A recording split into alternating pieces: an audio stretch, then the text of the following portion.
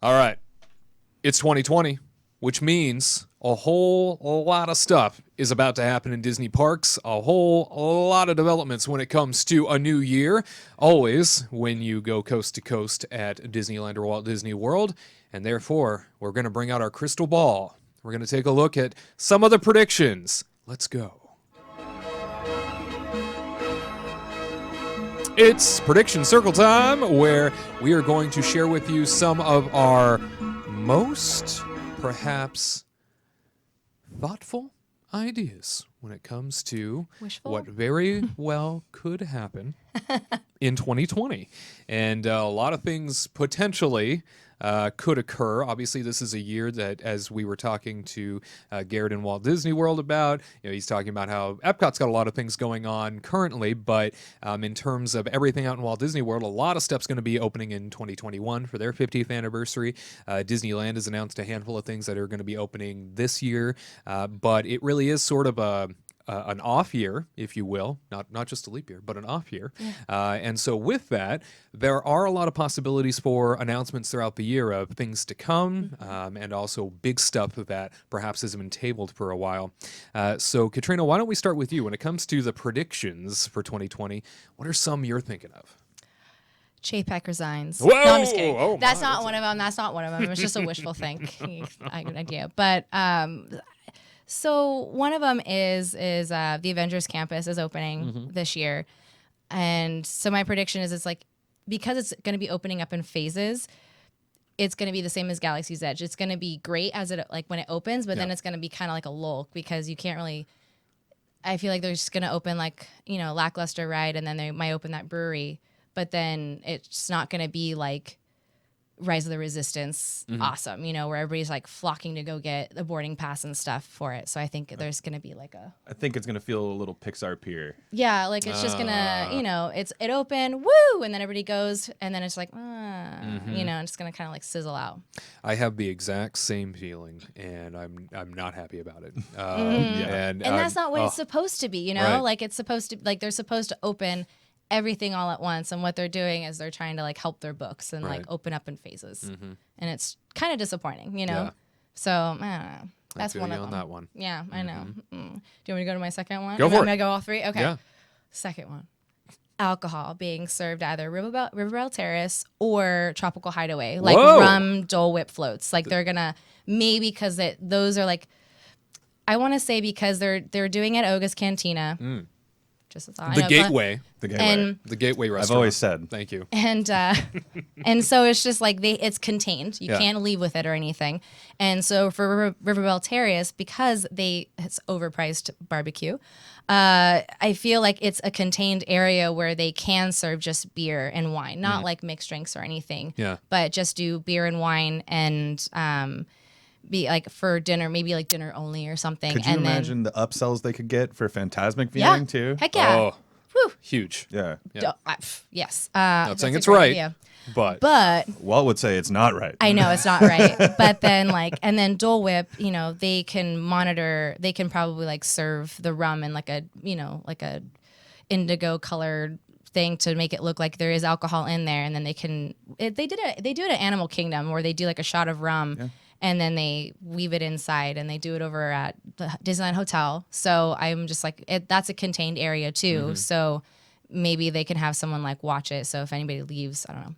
Anyway, and the way that's my thought. Yeah, the way they construct and everything too is they make it so that you can't just like pour the rum out and like, you can't just like take a shot of rum or anything. They mix it in with the Dole Whip. So I think that could definitely happen at Disneyland. Yeah. Pretty bold prediction there. Alcohol coming to two restaurants. They're trying at Oga's Cantina. I think they're trying to like see what it's like, and so maybe they're gonna try to like bring it into another restaurant. I was thinking the Blue Bayou too, just because that's like a hard to get reservation, and it's like a contained area again. Sure. And because like I would love to have a glass of wine with my like steak and my little surf and turf, But that's my second prediction. And your Bayou chlorine smell. Delicious. It's a great. Don't forget the mildew. Don't forget the mildew. That's the greatest. Yeah. Your wine and your mildew. No. Isn't that like what we all want in our lives? I think we aspire. It's that to candle always company. have. They need to make. Yeah, I was going to say wine and there's a mildew. candle company that makes that smell now. So Yeah. I guess some people want it. I want it. I like that smell. Oh my god, it's Waft the best. just put it in your bathroom. There you go. You got the best of both worlds. It's one of those smells too that when you walk into Pirates of the Caribbean, you're like, oh, this is great. But if you walked into your house and smelled it, you'd be like, oh no. I think you're onto I something. think that's hilarious. Yeah. Oh my god. And then my third, it was so hard to find three, you know? Sure. Because like they're all pretty much hopes. Like I hope this happens, Yeah. but that's not really a prediction, according to Tyler. So my third one is Disney announces Downtown Disney after Lego Store getting a makeover. So hopefully, because it's not really a prediction, but it's literally dead down there. And they finally just opened up that, what is it called again? Like the bow, what is it? Asian Street Eats? Yeah, the Oh, the Asian truck. Street. Yeah, that was in... It was supposed to be a truck, and it literally it took like half a year for it to finally open. Right. Anyway, so Pointless. I'm hoping that they announce this year that they're going to try to add in like restaurants and maybe Chicken Guy come in and try to like do a couple things down there to like get more people to go down there because they're going to probably break ground on that new hotel soon. So they need to do something, you know, to draw people I in. think Chicken Guy would make a killing over there. Yeah. Oh, absolutely. I love Chicken Guy. It's like it's quick, easy. Anyway, and like, was it Earl of Sandwich owns them? The people that own Earl of Sandwich owns Chicken Guy. And they run Asian Street Eats, so they could like monopolize that Take whole that whole corner. Yeah. Get out of here, Patina. You get this end and we get the other end. So yeah, those are my three. So I'm hoping that they bring more restaurants in and maybe a barbecue. That'd be really good. Like a smokehouse? Like a smokehouse. Maybe Like one Regal themed Eagle. after an eagle. Oh. Whoa. Oh, I'm sorry. I ruined it for him. Dang. But anyway, so I was like, I don't know, hoping like maybe they can do like some kind of cool barbecue thing down there. But those are like my three. I think that's a very sort of well-educated, guess when it comes to well-educated prediction when it comes to that end of Downtown Disney. I think you're absolutely right. I think that's going to be announced. They have to. Yeah, I don't want another point. pop-up art thing, like the picture selfie thing. That I went don't know, into that the was ESPN ridiculous. zone. It was all Mickey themed, right, for his birthday, and then they just left it sitting dormant. And It's one of those things that makes you sad after a while. You walk by Like, I now don't and you know. can still peek up there and you can still see all this stuff there. They haven't Yeah, they got didn't rid remove of it. anything. Yeah. No, Yeah. So they could have just like left it open. I don't know why they just closed it. so bizarre. I don't know. Yeah. Well, great predictions. Yeah. Tyler, your three. What's on your mind for 2020? So kind of, I guess we've just been talking about how just walking past the pop-up, they left everything there. It makes you feel sad when you see it. That's honestly how I've been feeling about Tomorrowland for a long time now. Here. Tomorrowland is all about the kinetics. Walt knew that he wanted to have the thing be about transportation and have the people mover going by and the monorail and just all these different things. And it's just been so sad for so many years now. I think my prediction is we're finally going to see some type of announcement for a plan for Tomorrowland this year. Really? You I think hope this is so. the year. Maybe. 2020. I think in the next couple years we're definitely going to see Yeah. some type of plan for Tomorrowland because Come on, it's people been mover. I mean, and think about to the Star Wars launch bay, like Yeah. sure that's a decent place to go meet Chewbacca and Darth Vader, but like it's so much space for such a nothing if you really think about it. Sure. And that needs to be changed. They need to bring back the people mover in some capacity. There just needs to be more movement in Tomorrowland, and that's just what it's been missing for so long. It's honestly the only land that I go into personally, and I'm like, this is just concrete. Yeah. Like there's nothing here but concrete. So it needs something to happen to it, and what that is doesn't need to be that exciting. Even just a nice little facelift. Some type of kinetic ride like the People Mover, which, come on, that can't be that far out of the budget, I would think. So yeah, that's my first prediction. Tomorrowland announcements. It sounds like one of those things that has been kicked down the road so many times in terms of what you hear from Imagineers, you hear on the peripheral of new projects and new lands and expansions and everything, that the Tomorrowland expansion / refurb of the whole land has continued to be kicked down the road year after year and budget after budget, and it just has never been one of those things that anyone's going to plant their flag in. Why? I don't get it. When you have an existing land that needs so much help and you're just like, well, no, let's just build a new one. Okay, well, if the case is to build a new one to absorb crowds, and then you can shut down a whole land and go in and gut and do what you need to do, then fine. But I think you're absolutely right. I think we might be on sort of the cusp of a major announcement when it comes to Tomorrowland. Yeah, and I mean, one of the things that really makes me think that too is if you've seen the concept art for the new entrance that they're building to Tomorrowland, and they're changing the aesthetic of the front, like again. So you know, it just makes me think, like, why would they have this mishmash of different aesthetics if they're not going to do something about the rest of the land and at some point in the near future? And you know, the near future for a theme park is 2 to 3 years, I think. Sure.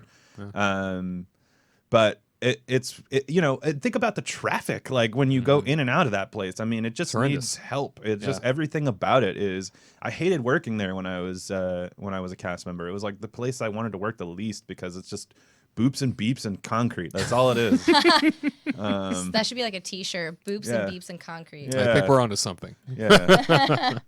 So yeah, I guess I'll go on to my second one now, which I forgot off the top of my head. So let me read it again. Okay. Going all right.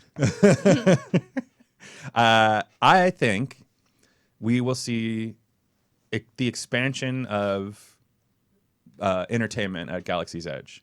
I think that there's been many plans for what they want to do in Galaxy's Edge for entertainment-wise, and I guarantee you they have a big giant book of scripts in the back of all these different shows that they could play out there that are not happening now. And I think the reason was not only because of just budgets. They just wanted to make sure that they weren't spending a lot of money on entertainment. But I think the real reason they were super worried about was just how crowded Galaxy's Edge was going to be, and if they could accomplish these things with massive crowds around. I think once they're feeling out Galaxy's Edge, you know, once Rise of the Resistance kind of cools down a little bit in Disneyland, that they'll start bringing out a couple of droids here or there, maybe. You know, I'm not going to say that for sure, or they'll start doing some type of small time stunt show where, you know, Rey and Kylo maybe go face to face or something, like we've seen for some of the media events that they've been doing for Rise of the Resistance out in Orlando.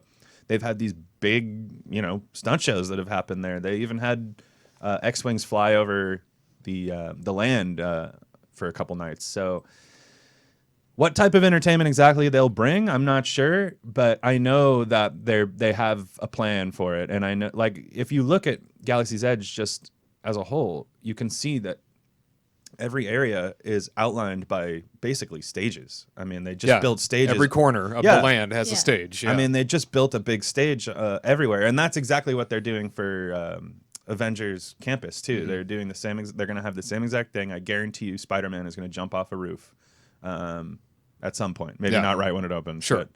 But anyway, so expanding the entertainment at Galaxy's Edge, I think, is probably big on their list. I mean, it should be a given that just happens. You know, obviously, we talk about all the cutbacks and everything that they've done in terms of not having that land sort of at full sail when they set sail. Right. And now knowing that, okay, you've got your major attractions open, you've got your land at what you consider to be full capacity.